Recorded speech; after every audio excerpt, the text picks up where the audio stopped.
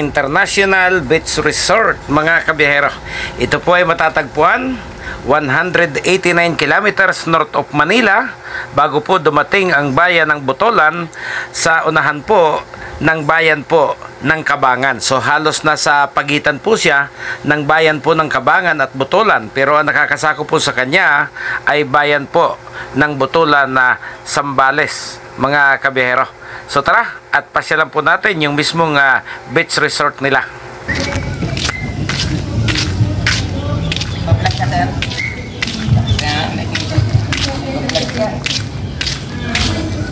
Pangalan ng page ko. Bigyan kita sticker, ha? Oh, talaga ba? May kasamang pera yan? Wala pa. Wala pa. Oo. Okay, nagpaalam po tayo. At pinayagan naman po tayo. First time po natin dito sa Rama Beach Resort.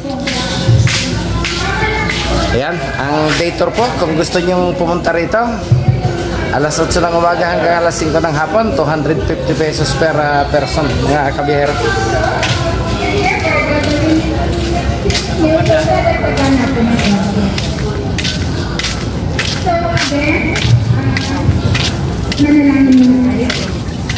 Bukan po si SK. SK, pwede ba kayo mag-ng prayer? Si SK daw mag-ng prayer muna. SK?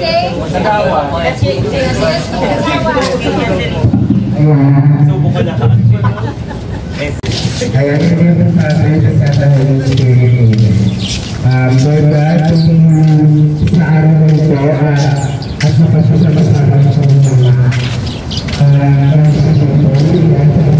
Hindi po kalakihan ang beach resort na ito, mga kabihero. At ang buong pangalan po nito ay Rama International Beach Resort. Siguro dahil foreigner po yung may-ari. Nakita po natin kanina sa front desk, sabi isa daw po itong German na national.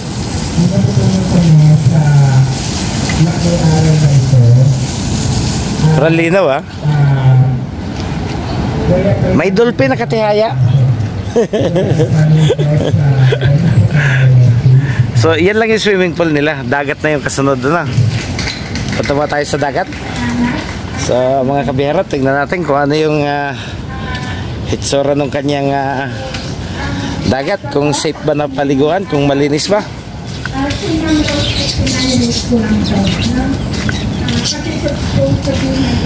May activity pa sila. Kahit tinawag na tayo para mag-breakfast, may mga pinag-uusapan pa. Punta muna tayo dito sa tabing dagat. Pero mukhang napakalakas po ng alon. Mukhang hindi safe na paliguan ngayong araw. Andito pala eh.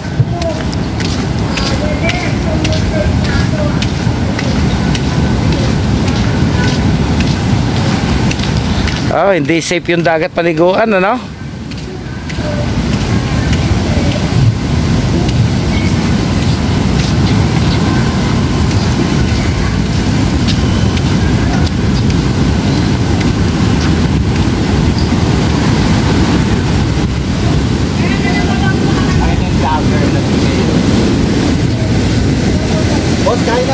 Sige, samba. Important information, please read for your safety. Swim between the flags, stay safe. So swim between the flags, lifeguard patrolled area. So dapat ho, sumusunod tayo sa kanilang itinatagdang panuntunan para po sa ating kaligtasan. Dahil yun lang daw pong area na yun ang covered ng kanilang lifeguard.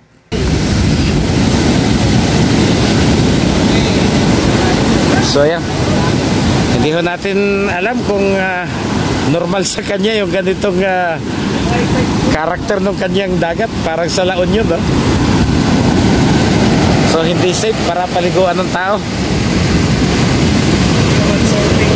So nagtanong-tanong po tayo, hindi raw po ito normal. Dati raw po, kadalasan ito ay kalmado. Nagkataon lang daw po na ngayong araw ay nasa ilalim po ng isang low pressure signal itong kanilang lugar, mga kabiyahero. So mukhang kinakain na yung gilid ng mismong resort. Nauubos na, pati yung kanyang isang establishment dito, mukhang kinakalkal na yung palibot.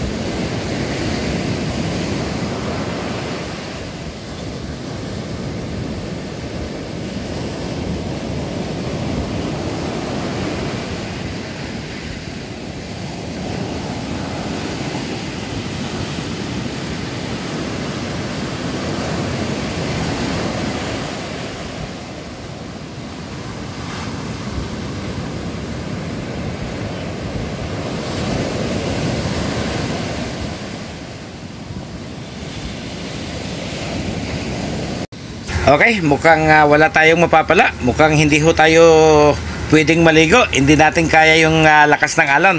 So nakapag-almusal naman na po tayo. Balik na po tayo doon sa parking ng ating mga bus. Ayan, nagluluto na po ng para sa pananghalian. Ang daming iniihaw na limpo, mga kabiyahero. So para sa mga mag-i-stay po ng overnight or ilang araw pa, yan po yung kanilang mga kwarto. At mayroon pong isang open event place doon po sa second floor nitong building. Mayroon din naman pong mga hiwa-hiwalay na parang cottage style na may mga aircon din po. Mayroon din pong laruan ng mga bata dito. May mga duyan, may swing. So hindi man ho ito kalakihan, ay mayroon din naman pong mga pwedeng paglibangan ang inyong mga chikiting kung kayo po yung magtutungo rito, mga kabiyahero. At medyo maganda po yung klima dahil napakalalaki po ng mga puno na nakapaikot po dito sa buong resort, mga kabiyahero.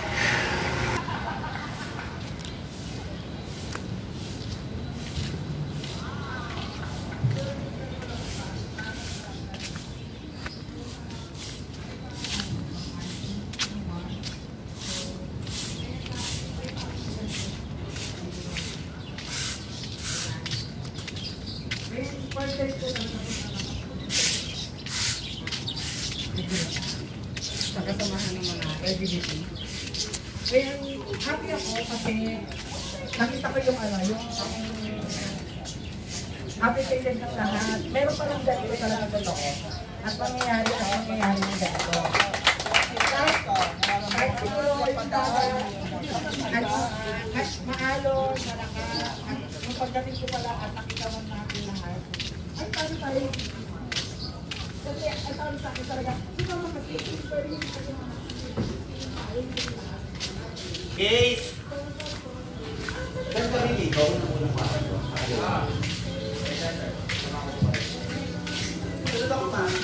Ciao!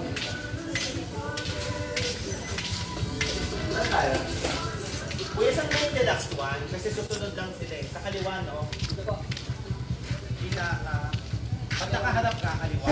So nandito na po tayo sa labas. Natatanaw na po natin yung ating mga bus. At dahil alas 2 pa ho tayo nagsimulang bumiyahe, mga kabiyahero, ay kailangan po magpahinga tayo dahil day tour lang po ito. At 189 kilometers po yung distansya mula sa Metro Manila. So tulog na po muna tayo at maghintay po tayo ng hatid na tanghalian, mga kabiyahero. So hanggang dito na lang po. At maraming salamat muli.